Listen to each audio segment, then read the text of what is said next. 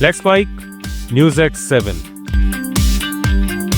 कांग्रेस सांसद प्रियंका गांधी वाड्रा ने लोकसभा में विपक्ष के नेता राहुल गांधी का बचाव करते हुए कहा है कि वे सच बोलते हैं और इसी वजह से उनकी लगातार आलोचना की जाती है।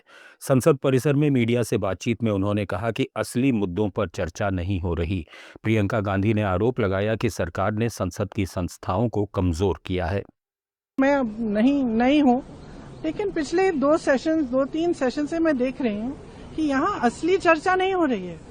जो एक्चुअल मुद्दे, वंदे मातरम पे हमने चर्चा कर ली भर के, और नेहरू जी पर, इंदिरा जी पर सारी आलोचनाएं करते रहे हैं, लेकिन हमने एक असली चर्चा नहीं की कि महंगाई क्यों बढ़ रही है, बेरोजगारी क्यों है, आज देश की स्थिति क्या है, आप अमेरिका को सब कुछ ऐसे थाली पे परोस कर दे क्यों रहे हैं, आप अडानी अंबानी जी को सारा देश बेच क्यों रहे हैं, ये चर्चा नहीं हुई है।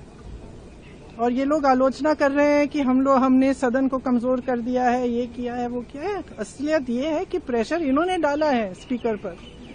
असलियत ये है कि उनकी स्वतंत्रता इन्होंने खराब की है, इन्होंने खत्म की है, कि हर संस्था को खत्म करने वाले ये हैं। हम तो संस्थाओं को बचाने की कोशिश कर रहे हैं। हम जहां भी मोदी कैबिनेट ने आज दिल्ली में हुई बैठक में करीब 8,80,000 करोड़ रुपए के 6 बड़े फैसलों को मंजूरी दी है। इनमें जल जीवन मिशन को आगे बढ़ाने, मदुरई एयरपोर्ट अंतर्राष्ट्रीय एयरपोर्ट घोषित करने, पश्चिम बंगाल में संतरागाछी से खड़गपुर तक चौथी रेलवे लाइन बनाने, सैथिया पाकुड़ चौथी लाइन परियोजना, मध्य प्रदेश में बदनावर थांदला टिमरवानी हाईवे को 4 लेन का बनाने और जेवर एयरपोर्ट को फरीदाबाद की तरफ से जोड़ने जैसे अहम प्रोजेक्ट शामिल हैं। बैठक के बाद केंद्रीय मंत्री अश्विनी वैष्णव ने कहा कि इन परियोजनाओं से देश में इंफ्रास्ट्रक्चर, कनेक्टिविटी और आर्थिक विकास को बड़ा बढ़ावा मिलेगा। आज के साथियों, आज के कैबिनेट में 5-6 बड़े डिस्कशंस हुए हैं, फैसले लिए गए। करीब 8,80,000 करोड़ रुपए के सारे फैसले हैं ये।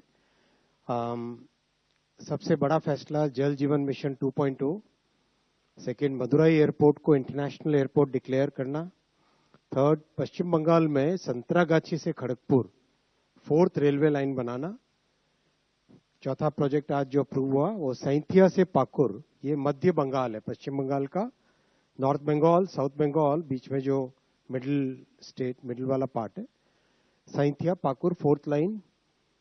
फिर मध्य प्रदेश में बदनावर से तांडला तिमरवानी, इसके 4 लेनिंग का काम हाईवे में, और जेवर एयरपोर्ट की फरीदाबाद वाली साइड से कनेक्ट। कांग्रेस नेता राहुल गांधी हरियाणा के सोनीपत जिले के गोहाना में मदीना गांव पहुंचे और वहां एक साधारण किसान संजय की बेटी की शादी में शामिल हुए। 3 साल पहले जब राहुल गांधी इसी गांव में आए थे तो उन्होंने संजय के खेत में धान रोपा, ट्रैक्टर चलाया और घर के फर्श पर बैठकर रोटी, साग और छाछ खाई और किसानों से उनकी समस्याओं पर लंबी बात की थी। वो तस्वीरें पूरे देश में वायरल हुई थीं।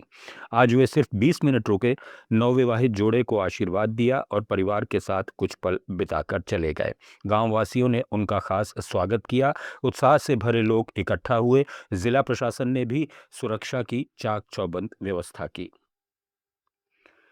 राजस्थान के पूर्व मुख्यमंत्री अशोक गहलोत ने जोधपुर के अस्पतालों की स्थिति को चिंताजनक बताया है।